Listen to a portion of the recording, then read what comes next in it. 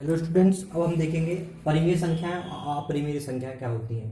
परिमेय संख्या वो होती हैं जिनमें अंश और हर होता है। अंश और हर, तो अंश को कहाँ लिखते हैं? ऊपर लिखते हैं, और हर को नीचे लिखते हैं। जो हमारी संख्या p बटे क्यू के रूप में लिख सकते हैं वो क्या कहलाती है? परिमेय संख्याएं कहलाती हैं। और अपरिमेय जिनको हम p बटे क्यू या अंश बटे हर में नहीं लिख सकते, जो अंश बटे हर में नहीं लिख सकते,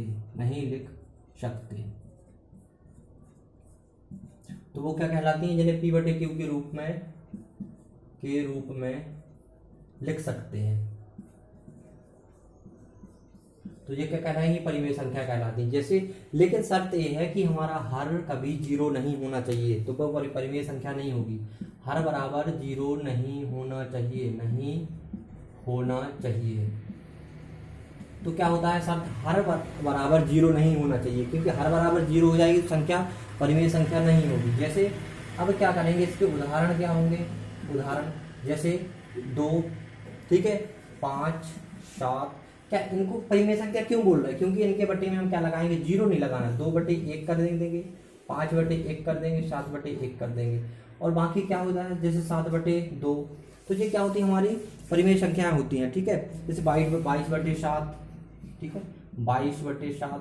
तो ये सब हमारी क्या है? परिमेय संख्या। जो अंश बटे हर, अंश क्या कहलाता है? जो देखो, जैसे ये लिखा है 22/7 लिखा है, ठीक है, तो 22 जो ऊपर है वो अंश कहलाएगा, जो नीचे है वो हर कहलाएगा, ठीक है। तो जो परिमेय संख्या है वो है जो p बटे क्यू के रूप में या अंश बटे हर के रूप में लिख सकते हैं। हर कभी जीरो नहीं होना चाहिए, हर बराबर जीरो नहीं होना चाहिए।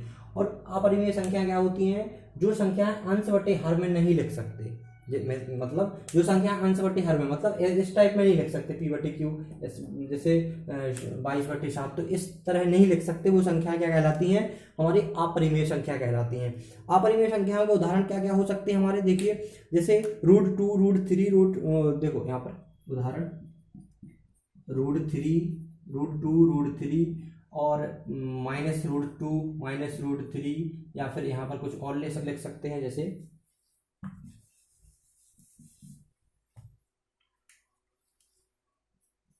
√11, ठीक है, √17, √13। अब इनको ही माइनस में ले लो, -√13, -√ यहाँ पे ले लो 19 माइनस में। तो ये सब क्या है? हमारी अपरिमेय संख्या। इनको हम क्या कर सकते हैं? p बटे क्यू के रूप में नहीं लिख सकते हैं। क्या करते हैं? p बटे क्यू के रूप में नहीं लिख सकते, इनको नहीं लिख सकते हैं। जो संख्या अंश बटे हर, जिसमें अंश और हर ना हो, अंश क्या कहलाता है? जैसे जो 2/3 लिखा है, तो ये क्या कहलाएगा? अंश कहलाएगा हमारा, और ये क्या कहलाएगा? हर कहलाएगा। तो इनको हम अंश बटे हर के रूप में किसको लिख सकते हैं? परिमेय संख्या है। और इसमें शर्त यह है कि हर बराबर कभी जीरो नहीं होना चाहिए। अगर हर बराबर जीरो हो गया तो ये परिमेय संख्या नहीं कहलाएगी फिर, ठीक है। अगर आप परिमेय संख्या वो कहलाती हैं जब जिसको हम अंश बटे हर के रूप में, मतलब इस टाइप में नहीं लिख सकते, ऐसे नहीं लिख सकते। उदाहरण के लिए √11, क्योंकि √11 का वर्गमूल लोगे तो, ठीक है, तो √11 हो गया, दशमलव में आएगा। लेकिन देखो यहाँ पर, जैसे यहाँ पर अगर आप बोलोगे सर √4 भी तो हो सकता, नहीं हो सकता। देखो 4 का हम गुणनखंड करेंगे तो 2 × 2 होता है, और इनका जोड़ा बना तो 2 बाहर आ गया। तो ये तो इस टाइप से होंगे ही नहीं ना, तो ये क्या होंगी? विषम संख्याएं होंगी। देखो विषम संख्याएं होंगी, या विषम संख्या नहीं बोल सकते, अभाज्य संख्याएं बोल सकते हैं, ठीक है, जिनके कोई गुणनखंड ना हो, ठीक है। तो वो स्वयं के अलावा जिनके कोई गुणनखंड ना हो, ये अभाज्य संख्या। विषम संख्या जैसे 9 है, तो 9 है, इनको अंडर रूट में कर देंगे तो ये 3 × 3 आ जाएगा, तो ये तो बाहर आ जाएगा 3, तो ये तो इसमें आ जाएगा, परिमेय संख्या में हो जाएगा, है 2, 3, 5, ये सब क्या परिमेय संख्या है, ठीक है। तो ये क्या हो गया हमारा?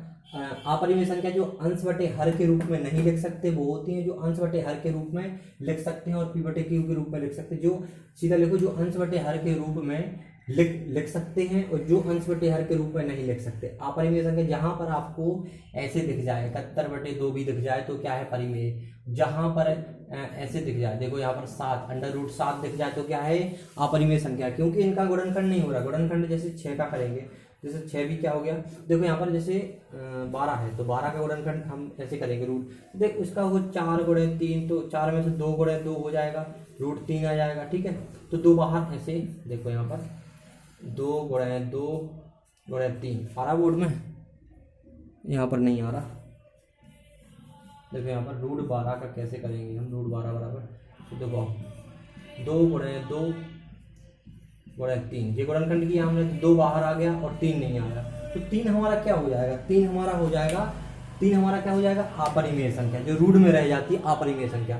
लेकिन जो बाहर आ गया तो देखो 2 आ गया हमारा, तो ये क्या हो जाएगा हमारा, क्या हो जाएगा ये अपरिमेय, जो ये परिमेय संख्या हो जाएगा। तो √12 को नहीं लिखेंगे क्योंकि इसमें एक अपरिमेय आ रहा है, एक परिमेय आ रहा है, तो उन संख्याओं को लिखेंगे जिनका गुणनखंड नहीं हो पाता है, ठीक है। इसमें कोई बाहर नहीं आता, जो अंडर रूट में रहती हैं वो क्या होती हैं, परिमेय संख्या, वो अपरिमेय संख्या होती है जो रूट में रह जाती हैं, ठीक है। तो आपको समझ में आया होगा। Thank you.